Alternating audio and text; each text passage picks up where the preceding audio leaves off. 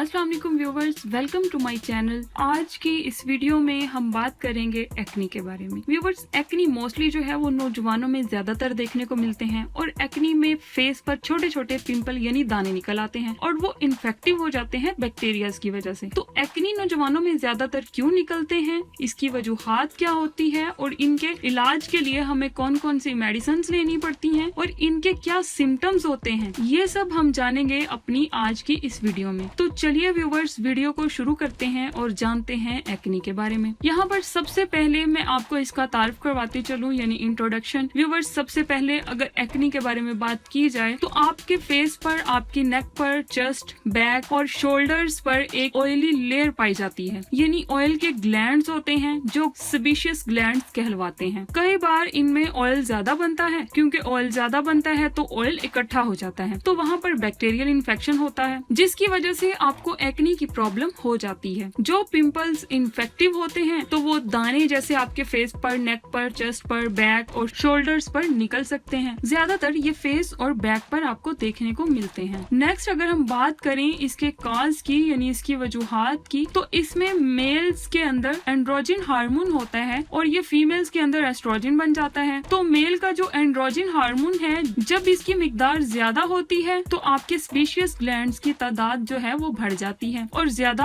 Oil secrete करती है। Next, इसकी वजह से जो आपकी सेबेशियस ग्लैंड्स होते हैं तो वहाँ पर ये ऑयल ज्यादा भर जाता है और जिसकी वजह से आपका जो स्किन का पोर है वो बंद हो जाता है। और क्योंकि पोर बंद हो जाता है तो जहाँ पर ऑयल भरा रहता है वहाँ पर एक ब्लैडर बन जाता है। ब्लैडर का मतलब यानी एक थैली बन जाती है छोटी सी, और ये थैली के अंदर बहुत से बैक्टीरिया इकट्ठा हो जाते हैं और इन्फेक्शन कर देते हैं, जिसकी वजह से एक्नी की प्रॉब्लम हो जाती है। व्यूवर्स, ये मेल्स में ज्यादा होते हैं क्योंकि मेल्स में एंड्रोजन हार्मोन की मिकदार ज्यादा होती है। तो कई बार आपने सुना होगा कि जैसे जैसे हमारी उम्र बढ़ती है वैसे ही ये एक्नी प्रॉब्लम जो है वो ज्यादा हो जाती है, क्योंकि एंड्रोजन की मिकदार ज्यादा बढ़ जाती है और वक्त के साथ साथ आहिस्ता आहिस्ता ये फिर नॉर्मल हो जाती है और फिर खुद ही वक्त के साथ ये प्रॉब्लम भी ठीक हो जाती है। तो व्यूवर्स, नेक्स्ट हम बात कर लेते हैं इसके कुछ साइन एंड सिम्टम्स के बारे में। तो इसमें व्यूवर्स आपको व्हाइट हेड पोर्स देखने को मिल सकते हैं, यानी कुछ ऐसे पोर्स जिसमें पस की तरह का मादा हो, इसको व्हाइट हेड पोर्स कहते हैं। और जब ये टूट जाते हैं या फट जाते हैं तो वो ब्लैक हो जाते हैं, तो आपको कुछ ब्लैक हेड पोर्स भी नजर आ सकते हैं। इसके अलावा कुछ रेड टेंडर बम्प्स जो हैं वो आपको देखने को मिल सकते हैं। कुछ पिंपल होते हैं वो बहुत बड़े बड़े हो सकते हैं, सॉलिड हो सकते हैं, आप उसे टच करेंगे तो वो बहुत टाइट लगेंगे। इसके अलावा कई बार जो पिंपल्स हैं वो बहुत पेनफुल सिस्ट बन जाते हैं, जैसा कि मैंने आपको बताया कि स्किन के पीछे ब्लैडर बन जाता है। अगर वो बहुत बड़ा है, सेबेशियस ग्लैंड्स ने ज्यादा ऑयल सिक्रेट किया है, तो ऐसे में जो सिस्ट है वो बहुत बड़ा जख्म बन जाती है, गहरा जख्म बन जाता है और लंबे अरसे तक रह सकता है और फिर जब जाता है तो अपना एक निशान छोड़कर जाता है। इसके अलावा व्यूअर्स, जो एक्नी है वो ज्यादातर फेस पर देखने को मिलते हैं, लेकिन कई बार पीठ पर भी देखने को मिलते हैं और कई बार ये बड़े एब्सिस का रूप ले लेते हैं, यानी फोड़े का रूप बन जाते हैं। तो व्यूअर्स, ये थे इसके कुछ साइन एंड सिम्टम्स। नेक्स्ट हम बात कर लेते हैं इसके ट्रीटमेंट के बारे में कि इसका इलाज जो है वो क्या होना चाहिए। तो यहाँ पर हम लोग जेल का यूज करते हैं, क्रीम का यूज करते हैं और कुछ मेडिसिन भी खाते हैं, जिससे जो है हमारी जो एक्नी की प्रॉब्लम है ये ठीक हो सके। इसमें हम लोग यूज करते हैं बेंजाइल पेरोक्साइड, या इसका कोई भी ब्रांड मार्केट में अवेलेबल है तो ले सकते हैं, या फिर डॉक्टर जो आपको प्रिस्क्राइब करे वो ले सकते हैं। तो ये एक जेल होती है, इसको चेहरे पर 15 मिनट के लिए लगा कर रखते हैं और फिर इसे वॉश कर लेते हैं। दिन में एक बार आपको इसे लगाना होता है। इसके अलावा व्यूअर्स, आपको ट्रिटिनोन क्रीम